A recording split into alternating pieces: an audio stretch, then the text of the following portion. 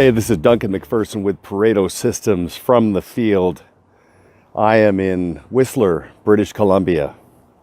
Just an absolutely spectacular spot. If you've been here, you know it's combining world-class skiing in the winter, of course, and then world-class golf, mountain biking. It's a great golf course, Jack Nicklaus design. And if I'm not mistaken, not far from here, a couple of scenes from Happy Gilmore were filmed. I'm only bringing that up because anytime you can combine golf and hockey, it's going to be a good thing.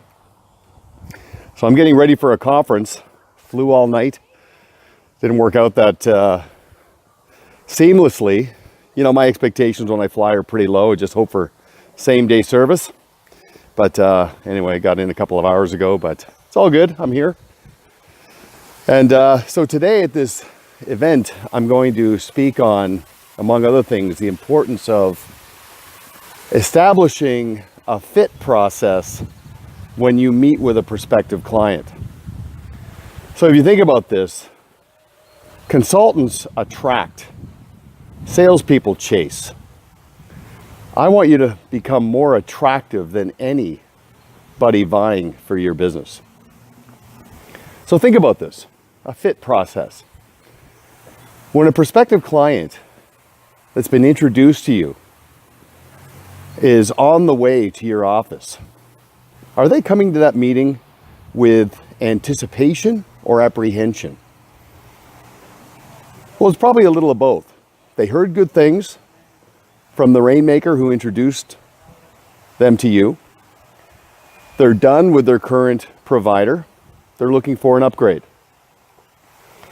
But there's apprehension because of fear of the unknown, fear of being sold, fear of making a change, fear it won't be a better scenario.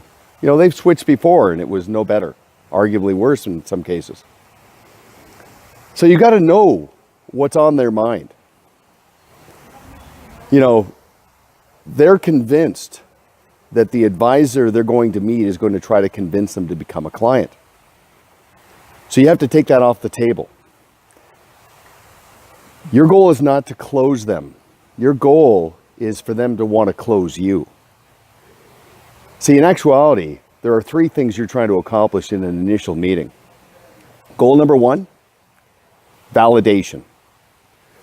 After meeting you for the first time, no matter where it goes from there, you want them to go back to the rainmaker and say thank you.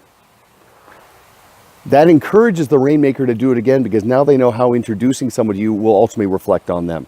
And unless and until they're clear on that, it's going to undermine referability. So that's goal number one. Goal number two is contrast. Their frame of reference is the existing advisor they're thinking about leaving. Activate the contrast principle. And goal number three is self-motivation. You can't want it more than they do. So when you meet with a prospective client for the first time, present your printed agenda and then disclose immediately you have no hidden agenda. Just simply say, hey, look, I really appreciate you making the time to be here. I know you're busy. There's other things you could be doing with your time. I never take that lightly. I know you came here to get to know me, get to know my firm, use me as a sounding board, among other things. I wanted to meet with you to get to know you, ultimately to see if there's a good fit and an alignment of interest, but there's no expectation it needs to go any further than this. Let's just have a really good, productive conversation. See where it goes.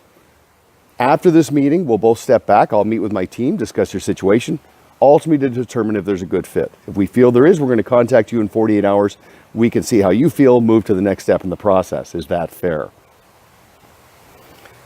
When you take this approach, it's disarming. They're more engaged. Now, you have to remember something. In the spirit of beginning with the end in mind, I mean, who views it as an accomplishment when you bring on a new client? Is it you for closing them or them for qualifying because there's a good fit? You do this properly, prospective clients will interrupt you halfway through a meeting and say, I've heard enough. I just want to get started. And of course, you're going to say, well, I appreciate that. That means a lot, but this is important for both of us. Let's stick with the process and move from there. So just a gentle reminder about the difference between a sales process and a fit process. You're not a coin-operated hunter-gatherer who eats what he kills trying to sell something. It's bought, not sold. Let them buy into a relationship with you. Use a fit process. This is Duncan MacPherson from the field. Until next time, make it a great day.